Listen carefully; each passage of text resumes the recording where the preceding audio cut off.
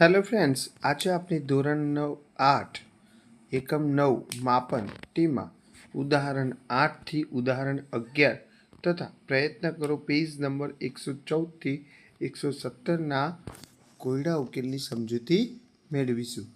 એમાં સૌથી પહેલાં આપણે થોડાક સૂત્રો જોઈએ કે લંબઘનનું ઘનફળ લંબાઈ ગુણ્યા પહોળાઈ ગુણ્યા ઊંચાઈ થશે. લંબઘનનું ઘનફળ બીજી રીતે શોધીએ તો પાયાનું ક્ષેત્રફળ ગુણ્યા ઊંચાઈ પણ થશે, એટલે કે લંબાઈ ગુણ્યા પહોળાઈ અને ઊંચાઈ જ. ઘનનું ઘનફળ થશે લંબાઈ ગુણ્યા લંબાઈ ગુણ્યા લંબાઈ, એટલે કે લંબાઈનો ઘન. નળાકારનું ઘનફળ થશે પાઈ આર સ્ક્વેર એચ, એટલે કે નળાકારનું ઘનફળ બીજી રીતે પણ લખાય આધારનું ક્ષેત્રફળ ગુણ્યા ઊંચાઈ, પાઈ આર સ્ક્વેર ગુણ્યા એચ. હવે પાઠ્યપુસ્તક પાન નંબર 114 ઉપર એક પ્રયત્ન કરો આપેલો છે આ રીતનો, બરાબર. એ લંબઘન છે અને આકૃતિમાં દર્શાવેલ લંબઘનનું ઘનફળ મેળવો તો એલ બરાબર 8 સેમી, બી બરાબર 3 સેમી, એચ બરાબર 2 સેમી.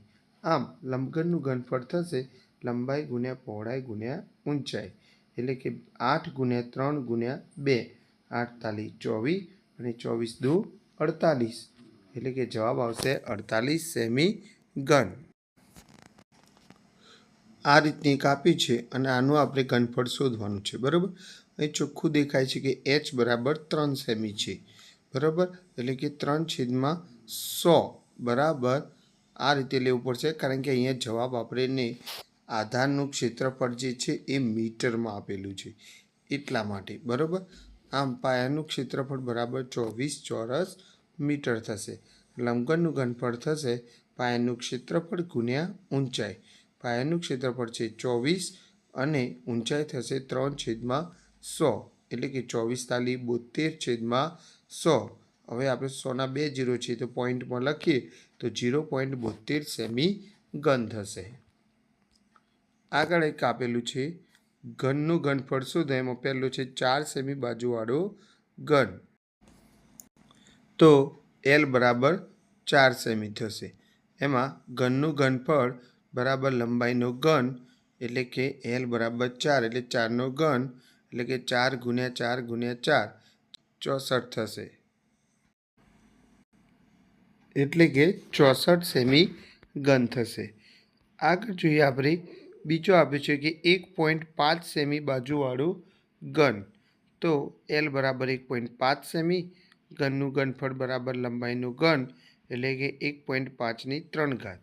આમ 1.5 ગુણ્યા 1.5 ગુણ્યા 1.5 થશે. ત્રણેયનો ગુણાકાર કરવાનો છે તમારી અને તેનો જવાબ તમને મળશે 3.375 સેમી ઘન. હવે પાઠ્યપુસ્તક પાન નંબર 115 પર આ રીતનું નળાકાર આપેલું છે, જેમાં આપણે જોઈએ તો આર બરાબર 7 સેમી, એચ બરાબર 10 સેમી. આમ નળાકારનું ઘનફળ બરાબર પાઈ આર સ્ક્વેર એચ. એમાં પાઈ એટલે 22/7, આર 2 વખત છે એટલે 7 ગુણ્યા 7, એચ 10, 7 7 ઉડી જશે, 22 ગુણ્યા 7 કરવાના છે તમારે, બરાબર. અને જે જવાબ આવે એને ગુણ્યા 10, એટલે કે 1540 સેમી ઘન.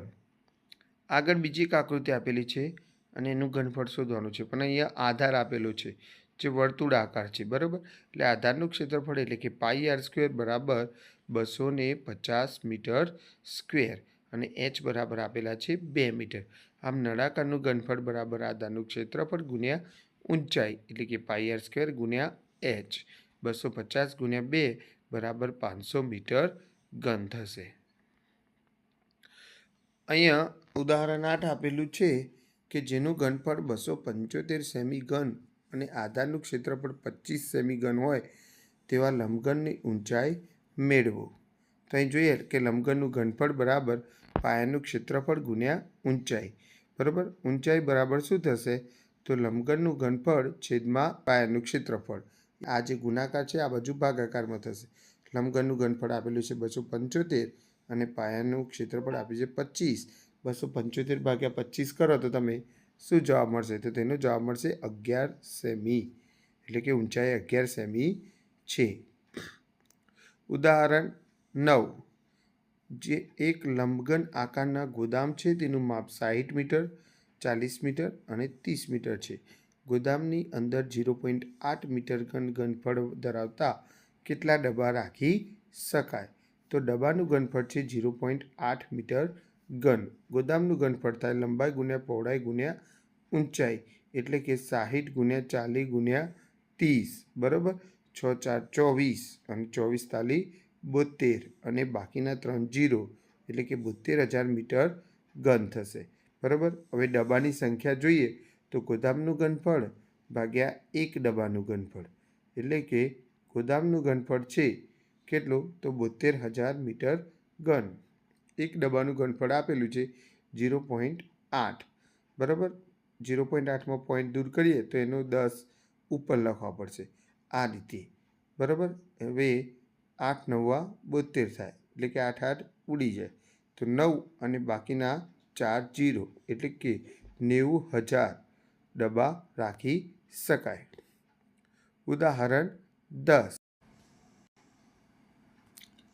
તો 14 સેમી પહોળાઈ ધરાવતા કાગળને તેની પહોળાઈની દિશામાં વાળીને 20 સેમી ત્રિજ્યાવાળો એક નળાકાર બનાવવામાં આવે છે. તો નળાકારનું ઘનફળ મેળવો. અહીં આપણે જોઈએ કે નળાકારમાં r બરાબર 20 સેમી આપેલા છે અને h બરાબર 14 સેમી. તો નળાકારનું ઘનફળ છે પાઈ r સ્ક્વેર h, એટલે કે પાઈ એટલે 22/7, r એટલે 20, r વર્ગ છે એટલે 2 વખત લખીશું અને h 14. 7 2 14 થશે, એટલે 7 7 ઉડી જશે, બરાબર. હવે બાકી જે વધે એ બધાનો ગુણાકાર કરવો પડશે અને જે જવાબ મળે છે 17,600 ઘન સેમી, બરાબર. આમ નળાકારનું ઘનફળ 17,600 સેમી ઘન છે. આગળ જોઈએ ઉદાહરણ 11 કે 11 સેમી ગુણ્યા 4 સેમી માપ ધરાવતા લંબચોરસ કાગળના ટુકડાને એકબીજા પર વધુ ન રહે તે રીતે વાળીને 4 સેમી ઊંચાઈનો એક નળાકાર બનાવવામાં આવે છે. તો આ નળાકારનું ઘનફળ શોધો. તો L બરાબર 11 સેમી છે, H બરાબર 4 સેમી છે. વર્તુળનો પરિઘ શોધવો પડશે આપણે, તો 2πr, એટલે વર્તુળનો પરિઘ આપેલો જ છે આપણને ઓલરેડી. એ લંબાઈ જે હોય એ વર્તુળનો પરિઘ બનશે, એટલે 11 સેમી એટલે 2 પાઈ એટલે 22/7. અહીં આપણે r શોધવાના છે, બરાબર. તો જોઈએ આરને કરતા કરીએ તો 2 અને 22 એ ગુણાકારમાં છે એટલે છેદમાં જશે અને 7 છેદમાં છે એ બરાબરની બીજી બાજુ ઉપર આવશે, બરાબર. 11 દુ 22, 11 11 ઉડી જશે, એટલે કે r બરાબર 7/4. આમ નળાકારનું ઘનફળ બરાબર પાઈ r સ્ક્વેર h 22/7 ગુણ્યા rનો વર્ગ છે એટલે 7/4, 7/4 2 વખત ગુણ્યા 4, 4 4 ઉડી જશે, 7 7 પણ ઉડી જશે, 11 દુ 22 અને 2 2 4, એટલે 2 2 પણ ઉડી જશે. 11 7 77 અને છેદમાં 2, 77 અને 2 વડે ભાગાકાર કરશો તમે તો જવાબ મળશે 38.5 સેમી ઘન. આમ નળાકારનું ઘનફળ 38.5 સેમી ઘન છે. અમારી આ ચેનલ સબસ્ક્રાઈબ કરી, વિડીયો લાઈક કરી અમને સપોર્ટ જરૂરથી કરજો. Okay, good bye.